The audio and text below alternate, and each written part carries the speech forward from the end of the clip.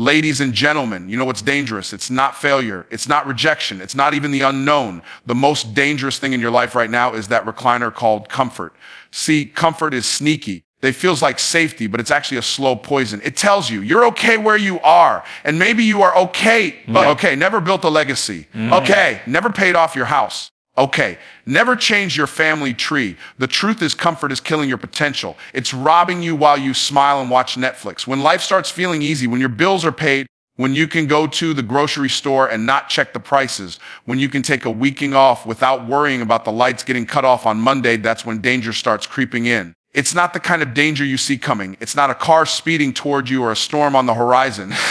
It's a slow, quiet danger that whispers to you at night, you're fine, you've done enough, and you can relax now. And little by little, without you even noticing, that whisper shaping your decisions, you stop taking the extra phone call, you stop reading the extra chapter, you stop knocking on that extra door. You tell yourself it's because you've earned a break, you've been working hard, you've paid your dues. But what's really happening is that the hunger that got you here is fading. When you were broke, you were creative. You looked for ways to solve problems because you had no choice. You learned skills you didn't know you needed. You stayed up later. You woke up earlier. You didn't care if it was comfortable. You just needed it to work. But when life starts cooperating, you start negotiating with yourself. You tell yourself you'll do it later. You tell yourself you can start next month. You tell yourself you deserve some me time. And it sounds harmless, even reasonable, but that's exactly how comfort operates. It's the slow erosion of your urgency. Complacency doesn't come with warning signs. It comes dressed like peace. It makes you feel like you've arrived, but arrival is the enemy advancement. Every level you've reached in life required a certain mindset, a certain fire, a certain intensity. And that mindset won't automatically carry you to the next level, because the very thing that helped you climb is often the thing you go to once you get there. You stop doing what worked because now you feel safe. You feel secure. But safety and security are illusions. If you stop moving forward, you are moving backward. You just can't see it yet. The worst part about comfort is that it doesn't just keep you where you are. They slowly lowers your standards without you even realizing it. You used to aim for excellence, but now good enough is fine. You used to hold yourself accountable for being on time, for keeping promises, for delivering than you were paid for. Now you make excuses and they sound believable, especially to you. Comfort has a way of turning warriors into wanderers, fighters into floaters. You might not even recognize it because you're still busy. You still have a calendar full of meetings. You still have people calling you. You see, to still feel like you're doing things. But there's a difference between activity and advancement. Comfort will fill your life with motion that doesn't produce momentum. You'll start recycling the same actions, the same conversations, the same results, like a hamster running on a wheel. And the worst part, you'll feel productive while going nowhere. When you were desperate, you didn't need motivation. You didn't wait for inspiration. You didn't sit around asking yourself if you felt like doing it. You just did it. But comfort makes you forget that urgency. It convinces you that you can delay without consequence. And for a while, it feels like you can. But every day you let comfort win is a day your edge dulls. The fire gets smaller. The spark gets dimmer. And before long, you're not the person you used to be. Not because you lost your skills, but because you lost your fight. It's easy to think comfort is the reward for hard work, and to a point it is. But it was never meant to be your permanent address. It's a rest stop, not a residence. The problem is too many people move in, unpack their bags, and to start redecorating. They build a life inside their comfort zone and call it success.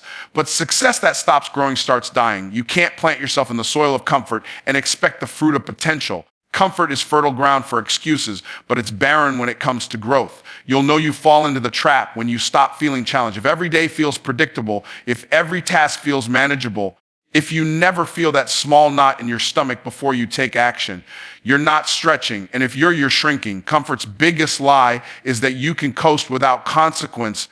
That maintaining is the same as sustaining, but maintenance without growth is slow decay. The irony is the same instinct that once told you to survive will now tell you to stay put. It will tell you protecting what you've built, but what you're actually doing is preserving the present at the expense of the future. You're holding on so tightly to what have that you can't reach for what's next. And what's next will always demand more than what got you here. It will require you to trade convenience for challenge, to give up ease in exchange for expansion. And if you don't make that trade, you'll end up with something worse than failure. You'll end up with potential you never used. Growth is expensive, not in money alone, but in every currency you value. It costs you your time, your energy, your pride, and yes, often your comfort. You cannot step into a higher version of yourself without paying the toll. And the toll collector will never take excuses as payment. The moment you decide to reach for more, you will be presented with an invoice, not in dollars, but in discomfort. That's because discomfort is the currency of growth. Every time you feel it, you're making a down payment on the person you are becoming. Think about the seasons in your life where you made the biggest leaps forward. They weren't the seasons where you were relaxing and taking it easy. They weren't the times when everything was working out perfectly. No, your biggest growth came when you were stretched so far you thought you might snap. It was when you were under pressure to figure things out, when you were learning new skills you didn't even know you could master, when you were pushed into situations that forced you to adapt. Discomfort was the tuition you paid for those breakthroughs. And yet, when people get the chance to grow, they see the first thing they do is look for the shortcut that will let them skip the discomfort. That's the trap. Everyone says they want more, but not everyone wants to pay for more. They want the promotion without the longer hours. They want the wealth without the risk. They want the transformation without the transition. But life doesn't work like that. The moment you try to bypass discomfort, you bypass growth. Because discomfort is not a side effect of growth. It is the evidence of growth. If it's not stretching you, it's not strengthening you. You can't keep building the life you want with the same level of pressure you're under right now. Every level requires a heavier weight.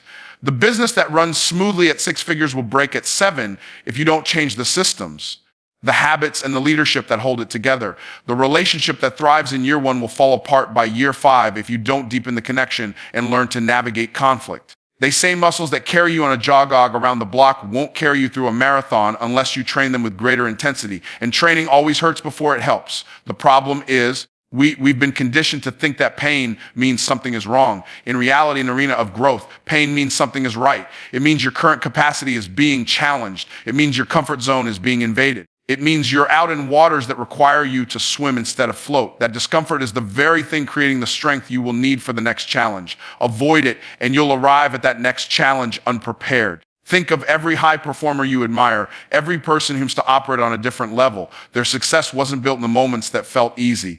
It was built in the moments where they chose the hard thing on purpose. They woke up earlier than necessary. They worked longer than required. They practiced when no one was watching. They invested money they could have used for comfort into opportunities that scared them. They lived in discomfort so they could grow into the kind of person who could handle the level of life they wanted. But most people try to get both. They want to grow while staying comfortable. It's like trying to build muscle while avoiding sore muscles. You can't do it. Discomfort is the resistance that makes you stronger. And resistance doesn't feel good. It's heavy. It's inconvenient. They see the strength of it makes you question why you're doing it in the first place. But when you feel that resistance, that's when you know you're in the right place. Here's the thing, the greater your tolerance for discomfort, the greater your capacity for success. If you can only handle a little bit of inconvenience before you quit, your life will be small. If you can handle frustration, rejection, uncertainty, and pressure without folding, your life can be expansive. Most people are not limited by their talent, their resources, or their intelligence. They're limited by their threshold for discomfort. The moment it stops feeling good, they stop altogether. They start looking for an easier way, but no easy way to do something extraordinary. Discomfort is the dividing line between those who dream about change and those who create it. They see the strength of it's the price of admission to the life you say you want. And the question isn't whether you can afford it. The question is whether you're willing to pay for it, because the cost isn't negotiable. The only thing you get to decide is whether you're going to reach into the currency of your comfort and make the payment. Fear has a way of dressing itself up so you don't recognize it. It doesn't always show up as a racing heart or shaky hands. Sometimes it shows up in a well-tailored suit and calls itself wisdom. It speaks in a calm, reasonable voice, telling you to slow down, to be careful, to think about all the risks. It will make you believe you're being strategic when really just being scared. And because it sounds smart, you'll listen. You'll call it prudence. You'll call it discernment. You'll even call it stewardship. But strip away the language and you'll find the same thing underneath every time you're afraid to move. Fear loves to wear the mask of logic. It will list out all the possible things that could go wrong, all the ways this could fail, all the people who might laugh, all the money you might lose. And because those things are technically possible, it makes fear sound like common sense. But possibility and probability are not the same thing. Fear magnifies the worst case scenario until it feels like the only scenario. It keeps you anchored to where you are, convincing you that staying still is safer than moving forward. But what it never tells you is that staying still has risks too. You're missing opportunities. You risk losing momentum. You risk wasting your life waiting for the perfect moment that never comes. Sometimes fear hides in the voices of people you respect. They'll tell you to play it safe. They'll remind you of someone who tried and failed. They'll point out that it's never been done before. And they'll sound convincing because they're not yelling at you to stop. They're gently advising you to be careful. But the truth is, many people are not advising you based on what's possible for you. They're advising you based on what's been possible for them. They're speaking from their own limitations, not yours. They see the strength, and if you take their limitations as your reality, you'll inherit their results. Fear will even use your own achievements against you. It will tell you that you've worked too hard to risk what you've built. It will make you protect the current level of success you have instead of reaching for the next one. Convinces to guard the good you have instead of pursuing the great you're capable of. And it will always give you smart reasons to justify it, reasons that make you sound like you're thinking ahead when really you're just avoiding the discomfort of growth. It's tricky because not every hesitation is fear. There are times when wisdom truly is telling you to wait, to prepare, to plan. But the difference is that wisdom equips you for action while fear excuses you from action. Wisdom says, do this so you can move forward. Fear says, don't do anything so you can stay safe. One leads, the other leads to paralysis. The hardest part about overcoming fear disguised as wisdom is that it feels responsible to listen to it. They see the strength of you don't feel like you're quitting. You feel like you're protecting yourself. You tell yourself you're waiting for more information, more resources, more confirmation. But deep down, you know you're just waiting for the feeling of fear to go away. The problem is it never really does. Fear doesn't vanish before you act. It loses its power because you act. Think about the opportunities you've already missed because you were waiting for the perfect time. How many times did you tell yourself you'd start next week? How many times did you watch someone else step into something you knew you could have done, but you didn't because you convinced yourself you weren't ready? That wasn't wisdom. That was fear whispering in a convincing tone. When fear is disguised as wisdom, it will always present the safest option as the smartest option. But the safest option is rarely the one that changes your life. Playing it safe might protect you from short-term failure, but it also protects you from long-term success. Fear will point to the risk of moving forward, but never the risk of standing still. It will highlight the danger of action while ignoring the danger of inaction. And if you keep listening, you'll start making small, quiet compromises that seem harmless in the moment, but add up over time. You'll lower your goals to something more realistic. You'll stop taking chances that once excited you. You'll build a life that is safe but small. The voice of fear will always try to keep you in familiar territory because unfamiliar territory is where growth happens, and growth is what fear fears most. Fear doesn't care if you're miserable as long as you're not moving. It will convince you that staying is the wise thing to do. It will keep you calculating, second guessing, and overthinking until the opportunity passes and you're left explaining why you didn't take it. And you'll call it wisdom, not realizing that it was fear in disguise all along. Your potential doesn't live in what you're already doing. It doesn't live in the patterns you've mastered, the habits you can do without thinking, or the routines that feel second nature. Those things keep you functioning. They don't take you further.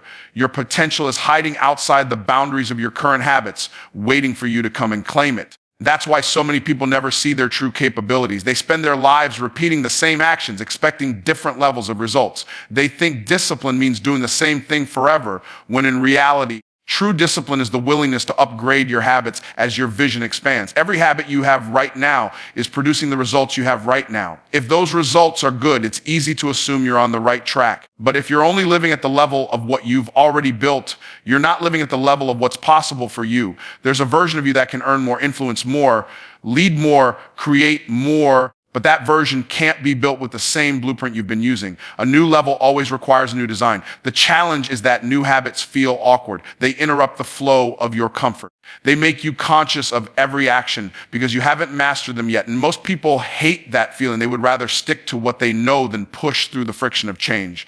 But friction is where growth happens. The fact that something feels unnatural is proof that it's stretching you. Every skill you take for granted today, driving a car, typing on a keyboard, speaking a language, once felt awkward and uncomfortable. You got good at it because you kept doing it until the discomfort faded. The same process applies to any area of life you want to expand. The problem is that when we get older, we avoid the student phase. We think we should already know how to do everything that's required for our next level. We let embarrassment stop us from trying. We'd rather stay experts at our current level than be beginners at the next one. But if you're unwilling to be a beginner again, you're unwilling to grow again. Your potential demands that you trade some of your current competence for temporary incompetence while you develop the skills that will make you unstoppable in the future. Look at any area where you feel a pattern, your same decisions, the same actions, the same habits repeated over and over. That repetition creates predictability, and predictability creates the illusion of stability. But predictable habits produce predictable results. And if those results aren't aligned with your full potential, you're stuck in a self-made loop. Breaking out, it means deliberately replacing the habits that feel safe with habits that feel demanding. That's the only way to shift the level you're operating at. Your current habits have already done their job. They've gotten you here, but it's not the finish line. If you keep treating here as the destination, you'll stop short of everything you could have been. They see the strength of it. The danger is that here can look impressive compared to where you started, so you convince yourself that you've arrived. But arrival is just the start of decline unless you keep ascending. And ascension is impossible without transformation. Transformation doesn't happen just because you want it. It happens because you disrupt the patterns that keep you in place. You stop operating on autopilot. You examine your daily action, ask yourself if they match the life you're trying to build. You remove the habits that no longer serve you, even if they once did. They see you replace them with habits that match the identity of the person you're becoming, not the person you've been. That's the real work. It's uncomfortable because it forces you to confront the gap between you are and who you want to be. It's humbling to realize that your current skill set, discipline, and mindset are not enough for the next chapter. But humility is the gateway to growth. If you can swallow your pride long enough to learn to adjust and to practice new patterns, you'll find yourself stepping into territory you didn't even think was possible. If you resist, you'll keep circling the same results, wondering why nothing changes. Potential is always sitting just beyond the border of your current habits. It doesn't care how hard you're working if you're working on the wrong things.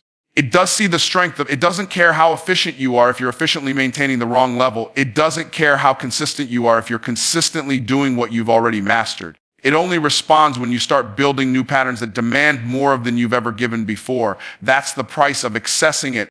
Pain has a reputation for being the enemy, but in reality, it's often the proof that something important is happening. When you lift a heavier weight than you're used to, your muscles ache, not because you're damaging them beyond repair, but because you're tearing them just enough to rebuild them stronger. The pain is not destruction, it's expansion. The same principle applies in every area of life. When you feel stretched, when the pressure is heavy, when your routines are being disrupted, it's easy to think something's going wrong. But more often than not, those moments are the exact signs that you're in the middle of growing into something bigger than you've ever been. The trouble is, most people have been conditioned to retreat at the first sign of discomfort.